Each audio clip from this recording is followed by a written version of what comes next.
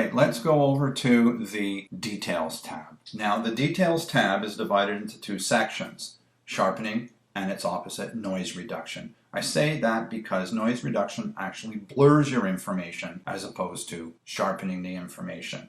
I'm going to start with sharpening our images. By default, our images get a small amount of sharpening as soon as we open our images in Camera Raw. As you can see, right in here, we have an amount of 25. By default, we have no noise reduction. So I'm just going to talk about the sharpening at this point in time. Now, this default amount here is an appropriate amount for your camera make, model, and sensor. Even if we never click on the details, sharpening gets applied anyways. In my opinion, there are 3 stages of sharpening, and the first and last are absolutes. The first one being capture sharpening, done here. This compensates for the anti-aliasing filter that is in your camera that seems to smooth things out. So we need to compensate for that by applying some sharpening at this point in time. The second round of sharpening is optional, and that is known as creative sharpening. And you can do that if you decided that you wanted to enhance an area in your image and make it stand out. Now, you can also blur part of your image, and that's kind of considered creative sharpening because you're drawing the attention of your viewer to a certain area by blurring it or possibly sharpening it. And the third stage of sharpening is always done at the end before you press print, and that is to compensate for pixels being translated into ink dots on paper. I have a whole thing on sharpening in my advanced Photoshop. We can get into it at that point in time. Just know that this value here is a starting point. Now, in order to actually see what's going on with your sharpening, you'll have to be at 100% view. That way you get to see what's really going on. The next thing I want to talk about with respects to sharpening is what's actually going on. What we're doing when we're sharpening is we're increasing the contrast at edges. We're making our lights lighter and our darks darker. By doing that, we're giving the visual appearance of an image that is much sharper. What do we do? How do we go about doing it? Sharpening in Adobe Camera Raw uses 4 variables. You can see them, they're right there. The amount slider, the radius slider, the detail, and the masking. In order to see the effects of sharpening, we must be viewing our images at 100%. We need to see 1 pixel for every screen pixel. So, in order to do that, I'm just going to come down here and click on this to get me to 100%. I'm going to come over here and grab the hand tool, which will allow me to click, hold, and drag and bring up this part of the image inside. So this way we can see what's going on in the sky, we can see what's going on with the wheel, some of the paint, and some of the metal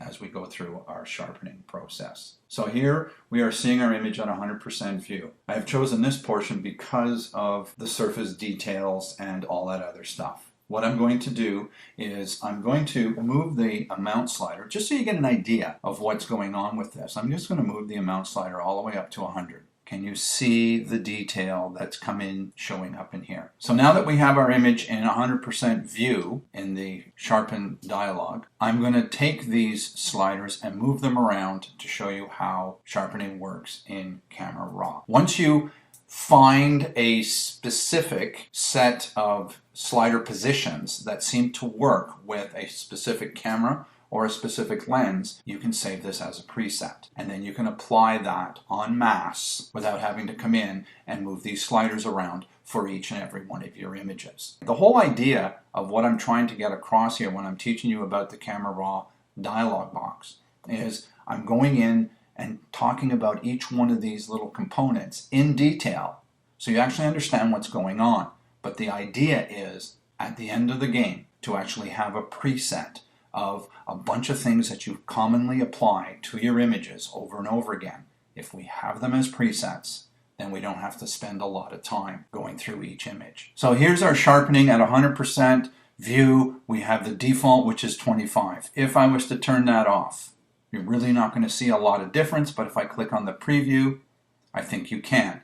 If you take a look here or take a look there, I think you'll see there's a difference. Sharper, not sharper. So I've got it at 0. 25 is the default. What I'm going to do is I'm going to whack it all the way up to 150. Now you can see all that crunchy detail. Turn that off. We're back down, and now we come back into here, and there it is. Okay, it's a little bit too much. But I need to show you how this works. So what I'm going to do is I'm going to put this back to 25. Now, the thing I need to stress to you is the amount slider is like your volume control.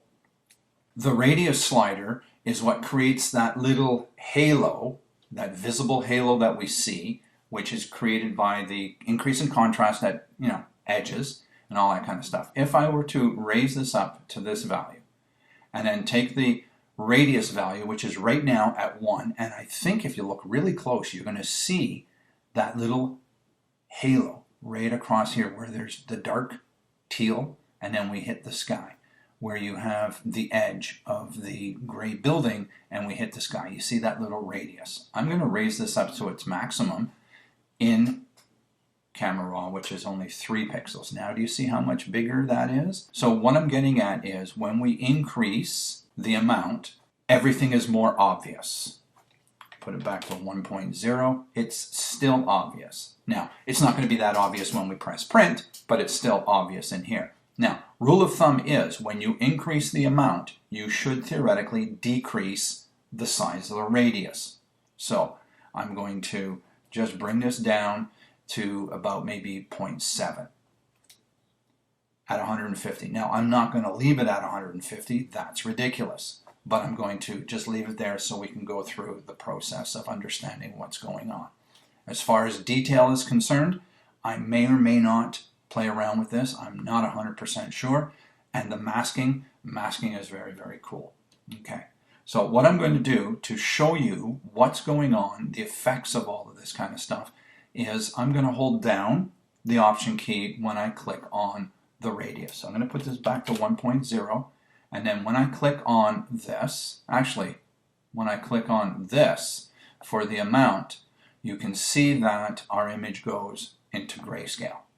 And that, I believe, is because we don't necessarily need to, first of all, we don't necessarily need to see all the color as a distraction, but also the sharpening is only being applied to the grayscale component of the image and not the color component of the image. Don't forget, when we're sharpening, we're increasing contrast. When you increase contrast, you tend to oversaturate. So that's why we're only sharpening the grayscale aspect of things.